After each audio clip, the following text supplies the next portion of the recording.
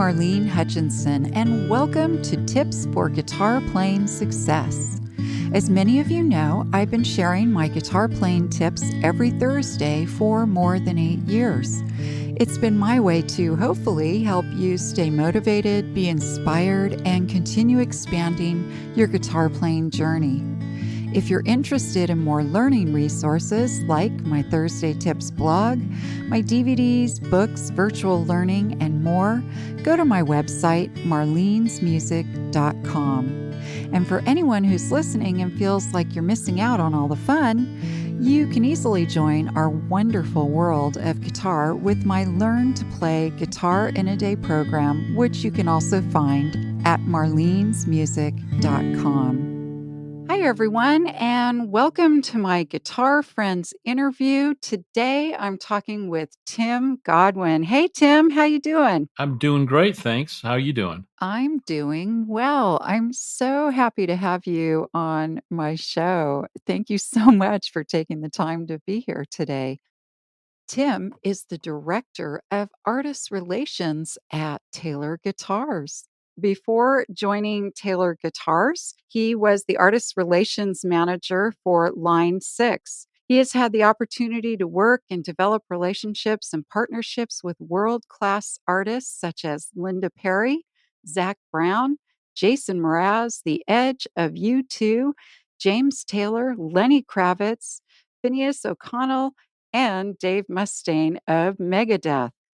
Prior to joining Taylor Guitars and Line 6, he toured as a guitar player with such notable acts as Air Supply and Laura Brannigan. He has also appeared on The Jay Leno Show with Grammy Award-winning country star Shelby Lynne, and as a member of the house band on Fox's Sunday Comics.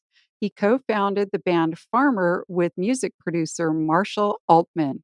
Their collaboration with Farmer led to a publishing deal with EMI and a record deal with Aware Records. He worked with Grammy Award-winning producer Pete Anderson, playing on the 2009 release of a new Tanya Tucker record, and he composed the music for the film short Last 3 Minutes.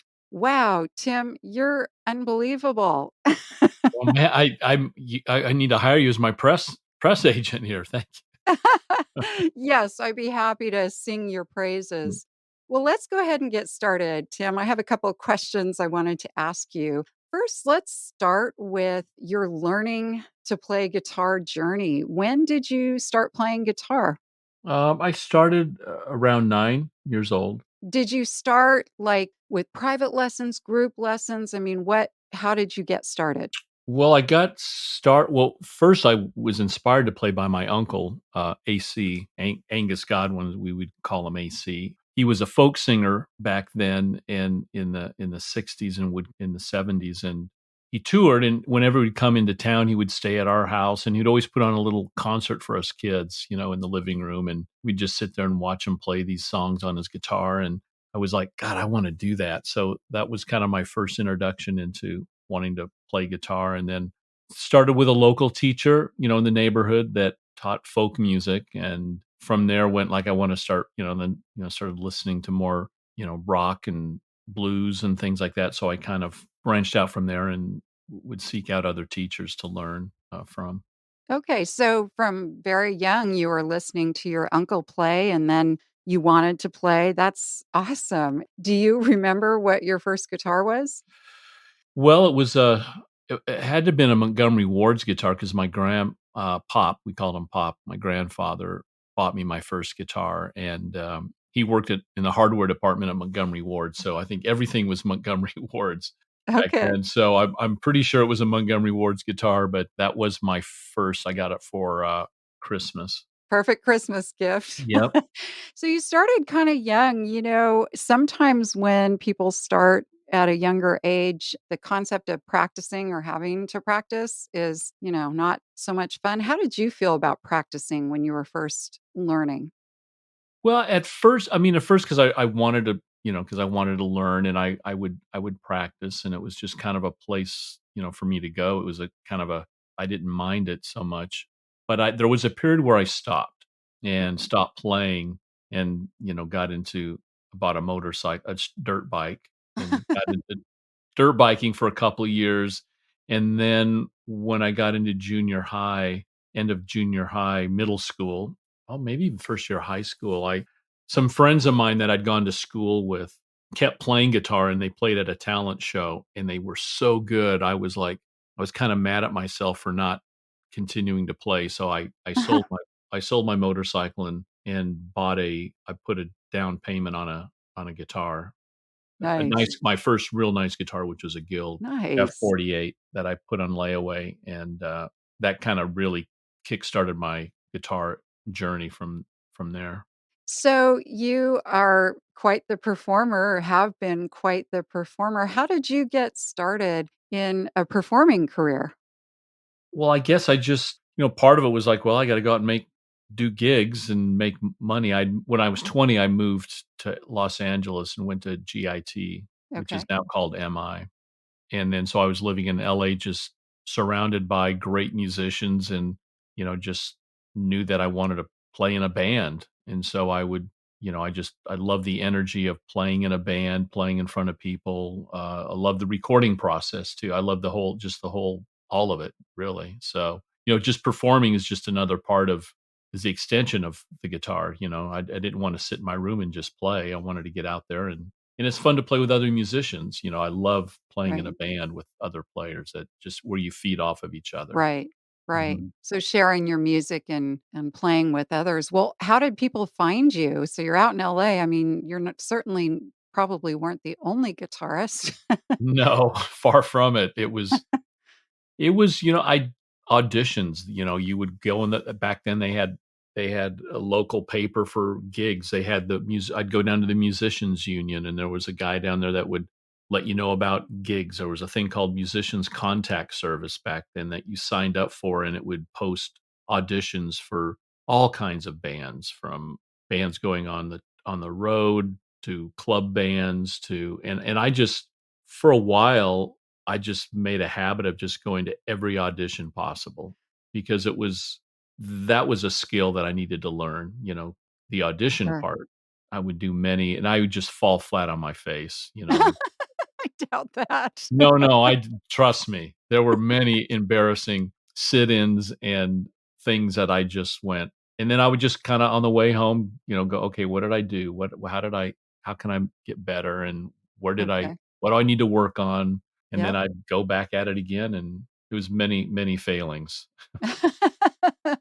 But you obviously kept getting up and going back and doing it, so bravo to you. I don't know if it was determination or just pure stupidity. I don't know what it was. I don't know what it was, but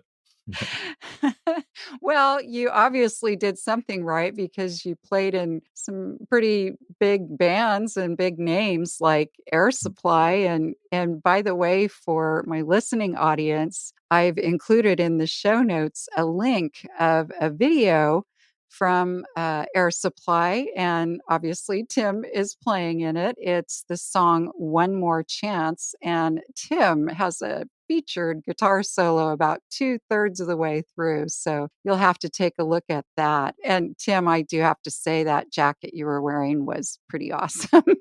well, it was the '80s, and it was a lot of, shopping on Melrose. I love that.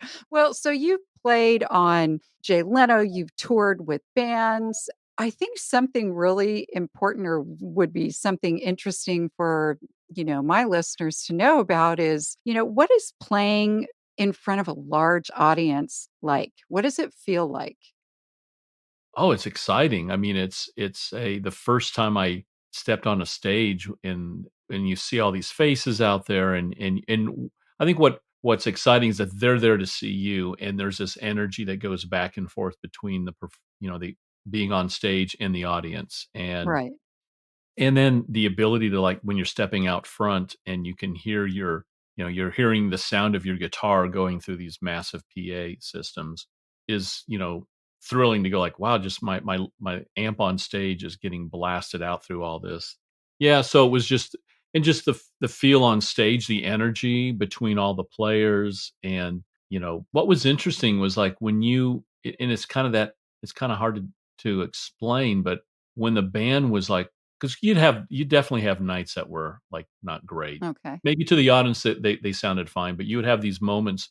There'd be moments on stage that were just the communication, the playing, but the playing was everyone was at like playing at their best and top level, and the audience knew it. They could sense that. Okay. They can the audience can sense. They don't know how to put their finger on it, but it was always interesting to see how the audience could pick up on things like that between a band, And even react react positively. absolutely, if there was like a moment where like, oh, you have a solo or a certain section that just you go like, wow, I nailed that one tonight, and you can tell the audience responded because each night you can gauge by each night you play the audience reactions will be a little different. So So you're saying that it wasn't totally perfect every single time.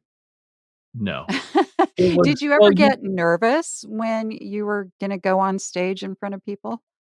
Yeah, but it was a good nervous. Nerves are important. I mean, if you weren't nervous, then something's wrong, I think, I love that. because you wanna feel that thrill that it's kind of you wanna turn it into a positive Right.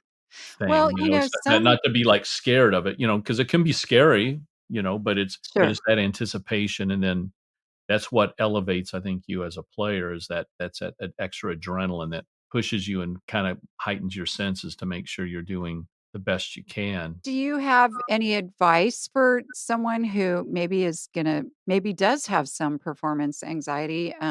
Maybe something that they can do before they go on stage? Is there any routine that you had? I mean, our routines when we were like in Air Supply, we would before we went on, we kind of all got together as a band, and we'd find like generally a lot of these backstage dressing rooms. They always had like large showers or big because they were like in sports Arenas, yeah. places. So we would go in there where we would have like the heart, like kind of get that nice reverb, and Sure. we'd all sing, we'd all kind of go over a couple songs and kind of just have that moment as a band to kind of bond, like, hey, kind of like a football team or something. Like, Okay. here we go, let's go out there and let's do it.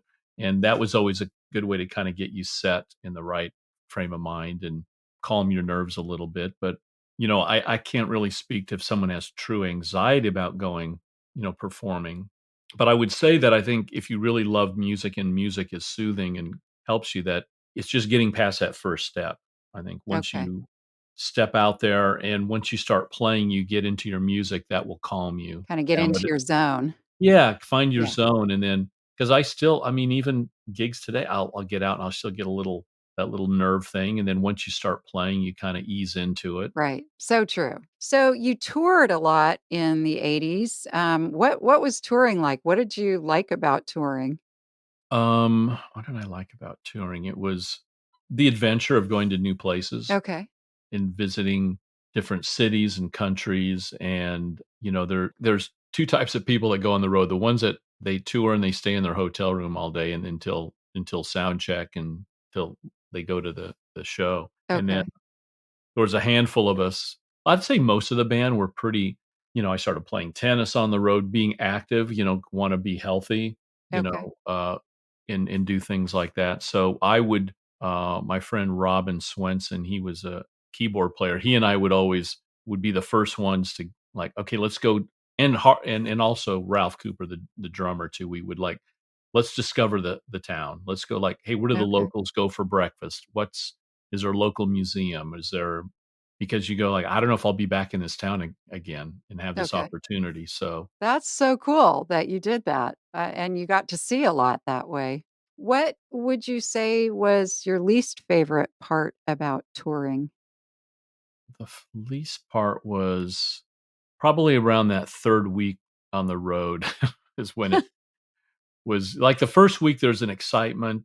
The second Okay. week out, you're kind of finding your groove and it's still exciting. 3rd week would be, okay, when are we gonna go home? This is getting old, you'd get to the hotel and couldn't remember what floor you were on because 'cause you're in a different hotel every night, and you go like, Okay. "Am I in what floor am I on?" Thank God they had the number on the key, so you would remember or what town you were in, but that would be hard or just, trying to keep excited about playing, because after a while you're doing the same show over and over, and you Yeah. want to try to find that way to keep Keep that it fresh. keep it fresh. So Yeah. a lot of times I would walk out in the audience as they were coming in, like 6 o'clock or whatever, five, and just kind of kind of get that energy from the crowd, Okay.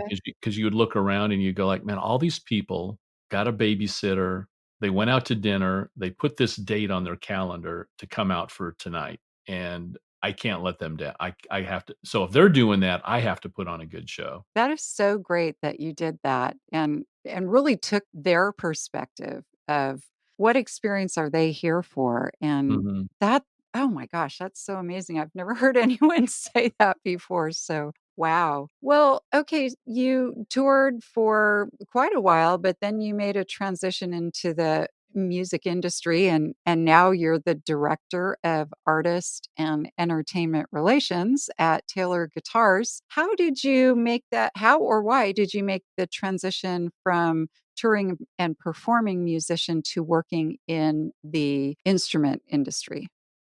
That kinda happened in a weird sort of way, just kind of before line 6, I was doing, one of the many gigs, as a musician, you're always doing just, you know, it sounded good to my parents that I was on the road and touring with a well-known band, but, you're always doing all these other gigs in between to, like, you gotta make money, and, Yeah, one of the gigs I was subbing for a friend of mine on a Grassroots. He's the band Grassroots.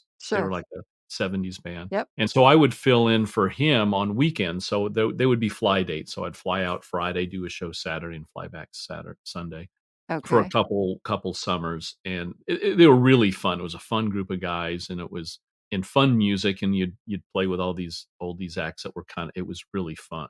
I had a good time with that. And that was early '90s, well, like almost mid '90s. But I had met this guy Josh Blacker, who was a music rep. I didn't even know what a music rep was, but he played saxophone. We did a gig where they hired horns, and he said, "Hey, my real gig is I'm a music rep for instruments, and we've got this new company I'm repping, Line 6, and I need someone to help demo this guitar at stores. Would you be up for doing that?" And I said, "Sure." It's a paying gig. I'll do it. Sure. So I did that a couple times with him, and then I met the people at Line 6, and Okay. then they hired me to go out on the road with some reps in Texas and Florida and Minnesota, and go to these stores and demo these amps. So a different type of touring. A different type, yes, a much different type of touring, but I thought, "Okay, it was like once a month, for 5 days." It was "Hey, this is great." Then they Yeah. offered me a job, and they said, "How would you like to work full time?" And I'd just gotten married, we just bought a house, and I Mhm. wanted to have kids, and I thought, "You know what? Maybe this is a chance to transition from into a new chapter in my life." Sure. And I, went to my wife and said, "Hey, honey, they've offered me this job. What do you think?" And she said, "Well, I married you as a musician. That's got to be your choice. Make Aw, sure you're happy." So I thought long and hard on it, because I thought, I said, if I didn't like it, I can always quit. And so I went back to them and said, "Yes, I'd love to work, but I don't want to go on the road because that's what I'm trying to get away from. sure. So if I can do something in-house, and so I started their artist program, and then I worked with magazines. Which was an experience. I ended up doing press releases and doing reviews, and met with all the magazines, and I did that for a while till they hired someone to do that, which was fine. But the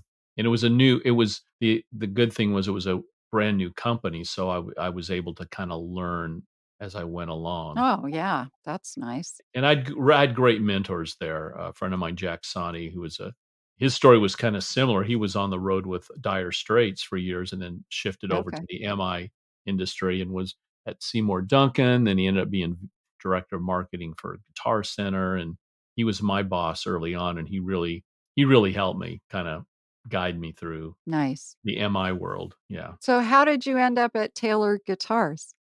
I had a friend of mine, Tom Waters, who I'd worked with at Line 6, was working at Taylor. He was in Okay. sales, and he called and said, "Hey, there's an opening. Why don't you, you should come down and check it out. And I said, man, of course I love Taylor guitars. I mean, it was like so much respect for Bob and Kurt, what they'd built and the Sure. company. And it was like, a great company. So, but, I loved where I lived. I was living in Camarillo and my kids were small and we were all like, it's like, well, I like it here. I don't know if I want Oh, move. So I kind of went back and forth and he kept bugging me. He said, just give him a call. And so I called, said, well, so I set up, came down for an interview and got the gig, yeah. Well, that's awesome. And for anyone who doesn't know, Taylor Guitars headquarters is in San Diego, which, California. it sounds funny too, to, when you tell people outside of California, you go like, oh, it's so bad. I had to move to San Diego, like I wasn't getting too many, oh, poor guy, Oh, pity you, oh, yeah. oh yeah, you poor thing. You got to move from Camarillo to San Diego. It's all good. So yeah. Well, tell us more about your current jobs. You're the artist and entertainment relations director. Yeah, so, basically in it's, raising the visibility of our product with artists, working with established artists that are playing on guitar. It's also, working with up and coming new artists, who's the new Taylor Swift, who's the new Zac Sure. Brown. It's also we've expanded the team. We have a showroom in Nashville. We've got, people working in Europe, the Latin market, in Asia, Australia, woman working with the BIPOC community and being more diverse, learning to be more diverse too. Awesome. It's just not guys playing country songs or, songwriters. We've got hip hop artists, we've got R&B artists that play acoustic guitars, so we're trying, we're working on, and Lindsay, who I've been working with, she's been doing a great job reaching out, and she's a great player and artist in her own right and has a lot of great connections with that community, and it's been great to see that grow. That's awesome. Yeah, and yeah, so it's been really fun. It's working with I'm lucky to be working with some great people at our company to Well, I bet make it you're happen. just stellar at doing this job because you have that unique perspective of having been a performing artist and also working with instruments and, kind of marrying those two together. You're the perfect candidate for that. So they were brilliant to hire you. Oh, thank you. Well, as you know, my show, Tips for Guitar Playing Success, is about tips to help guitarists. And so I was just curious what tip or hint or idea you have that you could share with someone who's trying to tr- excuse me, who's trying to make their way into the performing world. Well, it starts local, I think just it's putting yourself out there. You're not gonna, as I say, you're not gonna be discovered sitting in your bedroom, although people have been discovered in their bedroom through Instagram and TikTok and things like Sure. that. Social But media. which that's a whole interesting thing because as all these stars have kind of come out of this COVID period, it's like there's a lot of artists that have been signed that have never toured before, and it's like, oh, they're just Ah, playing in their bedroom, and like, oh no, I got to get out on the road, and that takes endurance. I mean, they're gonna have to get in shape, but I would say, obviously having your social game up and playing out. You just have to take every gig possible and get out okay. there and work on your craft. And it's networking, getting to know people, Okay. it's because those are the people that are gonna help you and be seen in those certain circles. And you just have to get yourself out there. Yeah. No, that makes total sense.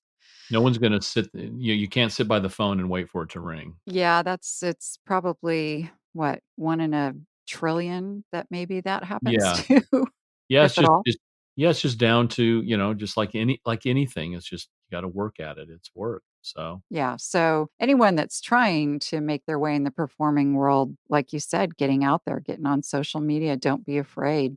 Okay, so we're lucky Tim's going to be sharing some of his music with us. Tim, the song you're gonna share with us is called Laurel Canyon. Can you tell us about that song? Yeah, it's well, during COVID, I think everybody's had their COVID story, so this is kind of my COVID story. Okay, Since I was working from home and, I'd save time driving. I'd save 2 hours a day by not driving into work, so okay, and then obviously weekends and that, and I just needed to play, and I had have an outlet, so a songwriter friend of mine from LA, Bill Revelis, had reached out and said, "Hey, I've got these songs." And I'd always played a lot of his songs that were placed in TV and film songs because I do a lot of that when I was living up there for okay, people. And he said, "I've got these songs. I would love to do an artist-centric EP or whatever we wanna call it." We ended up calling it a collection of songs, okay. but make it more artistic and not try to rush it and try to, like, get it into a TV show or something like that. So, I see.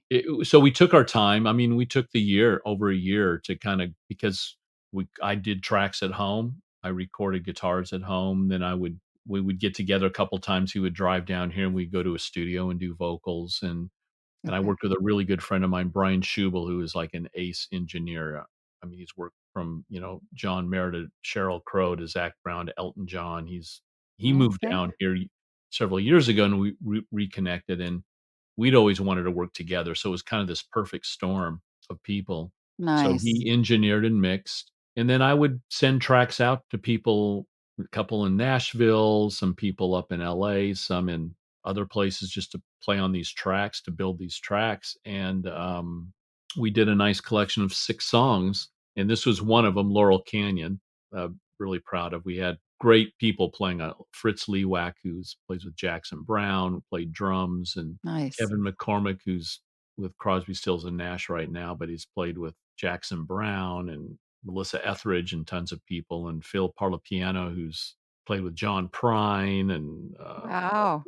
Rod Stewart and bunch. Just a great. He played B3 and piano. So, Nice. and I had some friends, Janice and Liebhart and Pat Hawks, sing background vocals, and so it was just fun to send these tracks out and have and kind of get back what they sent and Sort of mix take it. on a life of its own, huh? Yeah, it did. It was really a fun thing to do, and we even create out of one of the songs, we even created a, graphic novel out of a song called "The Monster and Me." We did a Ah, 8-page graphic novel to kinda go along with the song, so so you came at it from a lot of different angles. yeah, just, again, just to kinda be creative and have fun, and, it's always fun to play and record, and Sure. so Well, I had I think so much was done digitally, obviously, yeah, during at least the very intense lockdown months. What I love about that is, yeah, people didn't stop playing. In fact, they increased playing, a lot of mhm, people. Like you used your commute time to have fun on the guitar, and it is fun. That's why we call it play guitar, and that's right.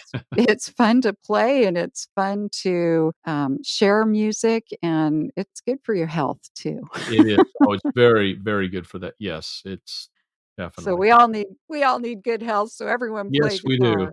Everybody pick up a well, I mean, all the instrument companies have done very well through this time because people are at home wanting to play, and I think that's good for the industry and good for, just people in general to be able to get out and have a, place to go and Absolutely, I think with a people guitar. looked at it like, "Gosh, I've always wanted to try guitar and I'm sitting at home, I might as well try it Yeah, now." great time to do it because that's the Yeah, hardest part, I think, getting started, especially if you're gonna be older and you wanna start playing guitar, is it's the time factor.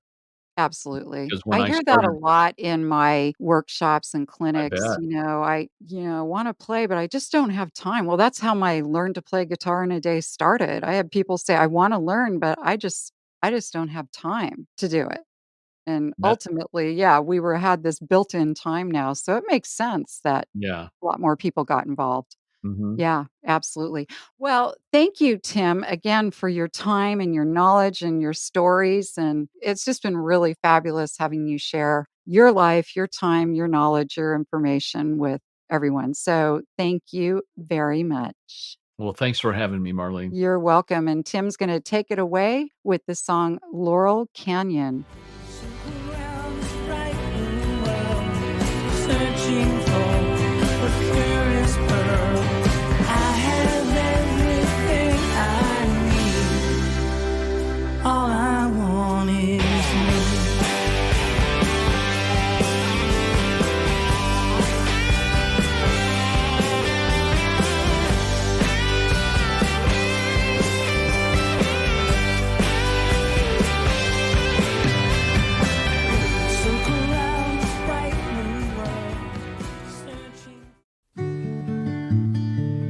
this episode's tip has helped you to continue expanding your guitar skills and knowledge. If you'd like to learn more, check out the many learning resources available at my website, marlenesmusic.com. Thank you for joining today's podcast, and as I like to say, play on.